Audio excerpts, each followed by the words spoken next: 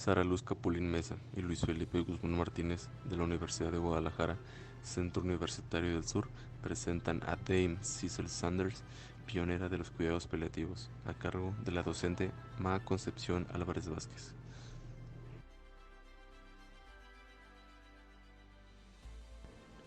El inicio de los cuidados paliativos tiene origen en Inglaterra. Sus principios se remontan a los años 60, con Cecil Saunders, quien estableció los principios básicos desde una perspectiva humanística, dando como resultado un cambio radical al tratamiento y cuidado del enfermo terminal.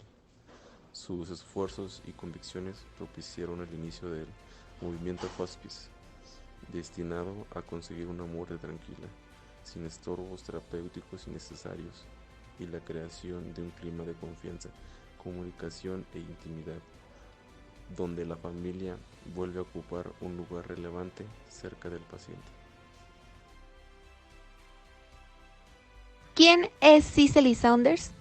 Fue una ferviente defensora de la muerte con dignidad, oponiéndose a la eutanasia y argumentando que la muerte puede ser una experiencia positiva a la que todo el mundo tiene derecho.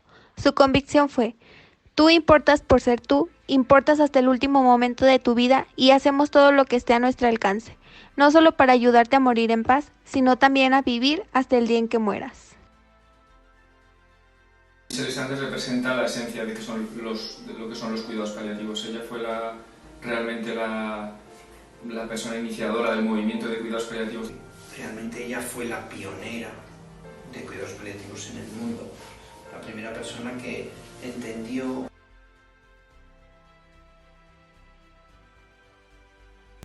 Nació el 22 de junio de 1918 en Barnet, a unas pocas millas de Londres. Quiso estudiar enfermería, pero sus padres no estaban conformes.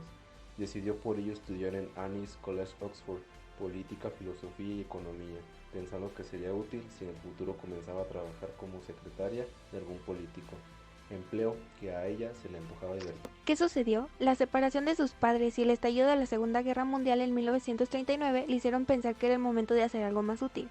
Dejó Oxford y volvió para formarse como enfermera en la escuela de St. Thomas Hospital en Londres. El tipo de trabajo resultaba perjudicial para su salud, pues siempre había padecido de problemas de espalda y los médicos le aconsejaron buscar otro tipo de tarea cuando se graduó en 1944. Ella quería estar cerca de los enfermos, decidió que esto podría ser graduándose como trabajadora social. Como parte de su nueva preparación, volvió a Oxford para estudiar teoría política, administración pública y social. Como trabajadora social conoció a David Tasma, un judío polaco del que se enamoró y que al morir legó a Saunders 500 libras que posteriormente invertiría en la construcción de un hospicio. Un cirujano de St. Thomas le dijo que como enfermera o trabajadora social no podía ejercer ninguna influencia sobre sus pacientes, por lo que a los 33 años empezó la carrera de medicina. En 1957 obtuvo el título y una beca para investigar el tratamiento del dolor en enfermos incurables, al tiempo que trabajaba en el Hospital Mary y en el Hospicio Joseph en Londres. En este último estuvo 7 años estudiando la naturaleza y el tratamiento del dolor. Practicaba la sedación continua para aliviar el dolor en sus pacientes. Ella definió la terapia con morfina por vía oral, administrada regularmente para el tratamiento del dolor.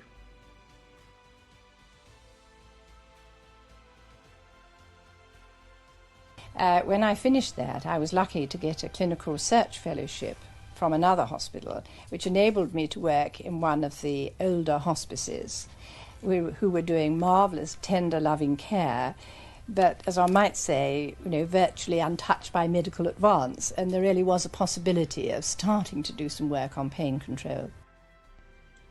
En 1963 comenzó a publicar en la prensa médica y fue invitada para dar múltiples conferencias, sobre todo en Estados Unidos.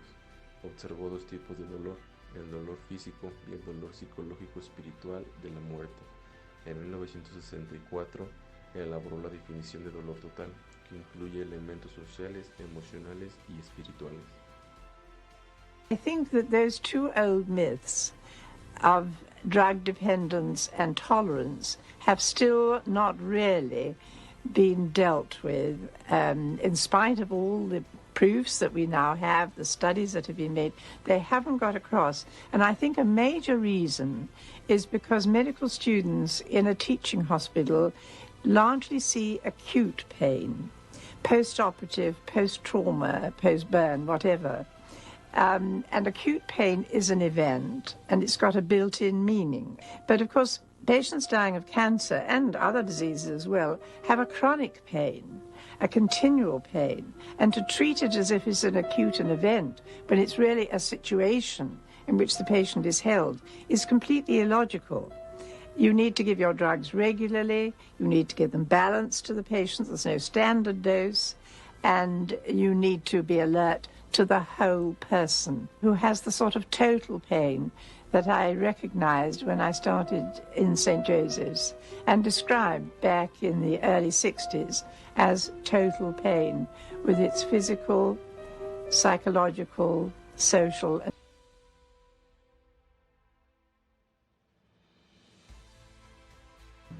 La experiencia total del paciente comprende ansiedad, depresión y miedo, la preocupación por la pena que afligirá a su familia y a menudo la necesidad de encontrar un sentimiento a la situación, una realidad más profunda en la que confiar. In my mind afterwards, it sort of grew to show that what people like him needed was everything we could give of the mind, every skill. En 1917, la doctora Saunders abrió St. Christopher Hospice en Londres, el primer centro para enfermos terminales y cuidados paliativos en las proximidades de Londres. En este centro se atendía únicamente a enfermos terminales, centrándose en primer lugar en controlar el dolor del paciente para después ayudarle a morir. Del mismo modo, este fue el primer hospicio académico en el que se enseñaban cuidados paliativos y desde que nació se extendió el movimiento hospice. Sus publicaciones en la prensa médica son múltiples, tanto como autora como editora.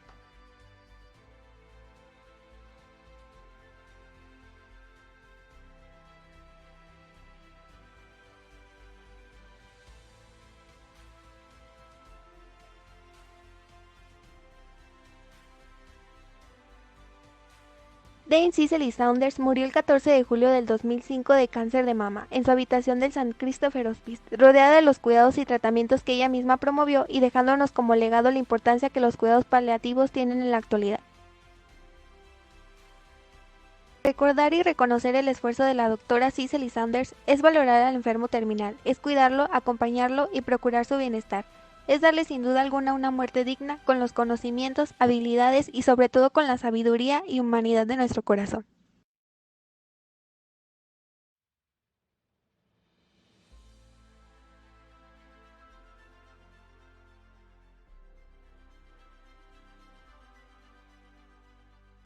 How do we promote the individuality of the patient in the last stages of life and give dignity and support the process of fostering dignity at the ending of life? The last stage of life is not a defeat, but a fulfillment. Accepting death's coming is the very opposite of doing nothing.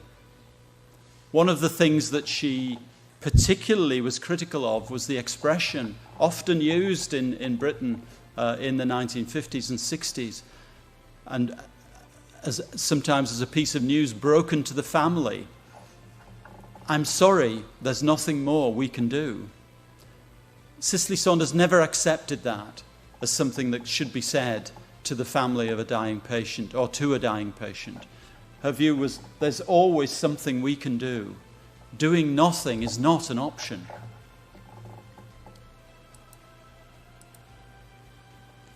And I think this was unusual for medicine at the time. It was certainly unusual within British medicine. And I think this remains unusual. The willingness of a senior doctor to engage with discussions about death and its meaning. Perhaps one of the dangers that we now have in palliative care is that we've become very sophisticated about the technical aspects of delivering good care, pain relief, communication skills, supporting family and patient. But what is at the center of the activity, the reality of death, the mortality of the patient,